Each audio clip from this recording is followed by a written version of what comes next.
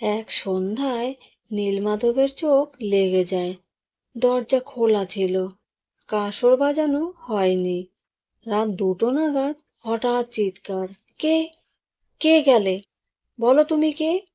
একটা পাহাড়, একটা ঘর, আর একজন পাহারাদার।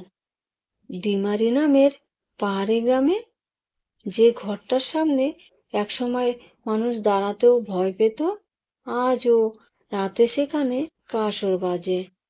কে বাজায় জানে না কেউ, শুধু একটাই কথা শোনা যায়, আমি জেগে আছি, পাহারা দিচ্ছি। এই ভয়ঙ্কর, অদ্ভুত আর রোমহর্ষক বাংলা হরর গল্পটি শুনুন স্বপ্নদল সত্যি চ্যানেলে। আপনার ভয় যদি সত্যি হয়ে দাঁড়ায় সামনে, তখন কি করবেন? একবার চোখ বন্ধ করুন। শুনতে পাচ্ছেন সেই কাসর বাজানোর শব্দ? আমি অসীমা, আর আপনি শুনছেন স্বপ্নদল সত্যি। এখানে স্বপ্ন সত্যি হয়, আমি শুধু গল্প শোনাই। স্বপ্নদল সত্যি চ্যানেলে আপনাকে স্বাগতম।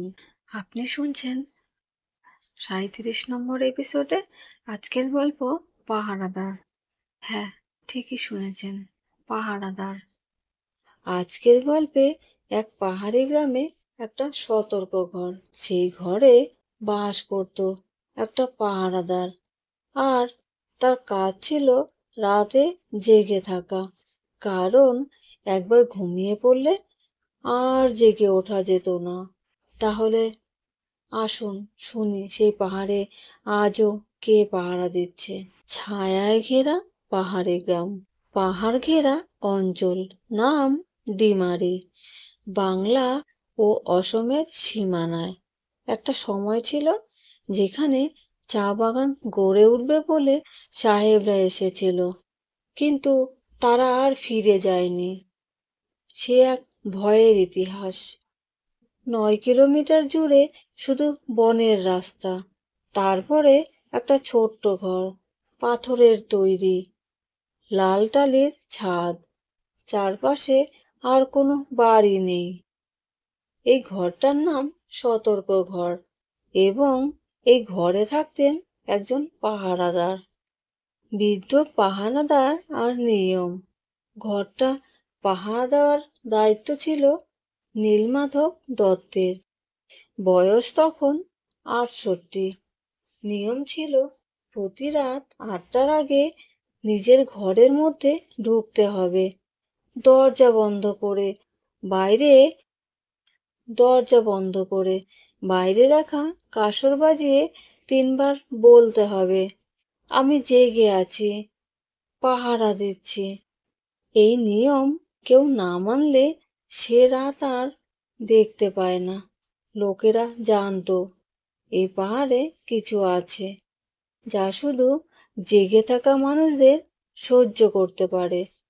ঘুম এখানে মৃত্যুর দাওয়াত। হঠাৎ নিয়ম ভাঙে।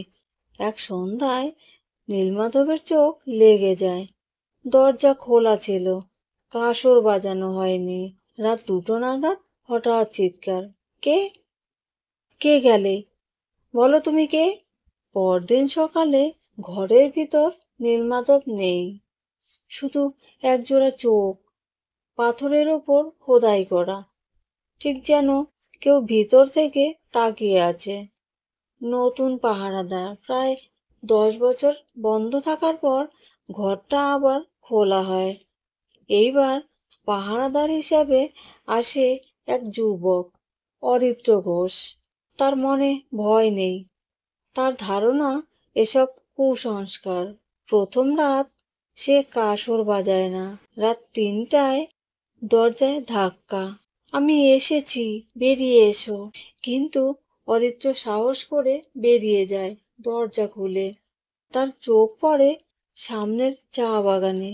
একটা ছায়া ঝুলে আছে, না না, ভাসছে গাছ থেকে গাছ।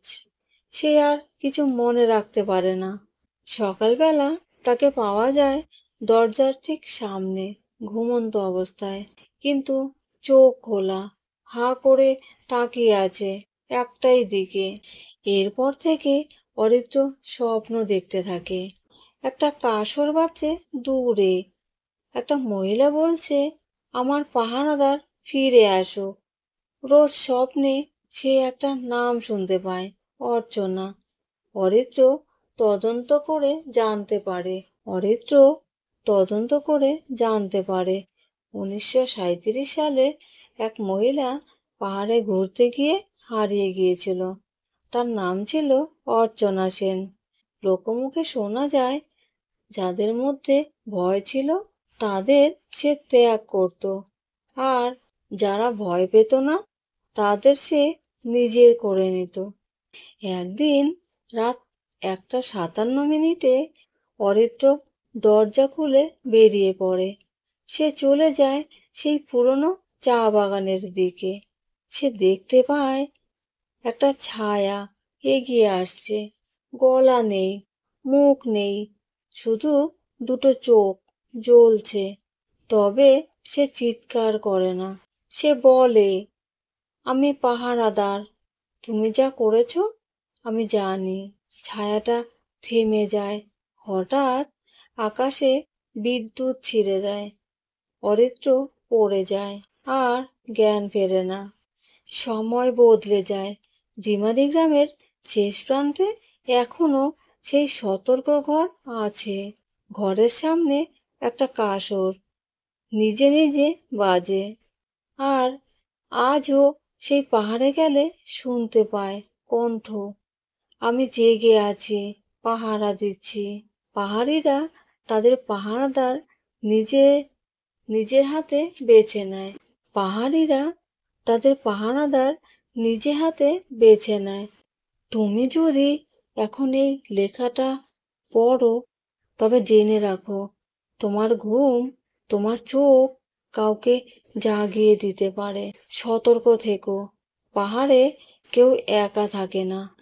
আচ্ছা, আপনাকে যদি এমন এক পাহাড়ি ঘরে এক রাত একা থাকতে বলা হয়, যেখানে নিয়ম আছে রাত 8টার মধ্যে দরজা বন্ধ করে কাসর বাজাতে হবে, না হলে আপনাকে কে যেন নিয়ে যাবে, তাহলে আপনি কি সেই ঘরে থাকতে পারবেন?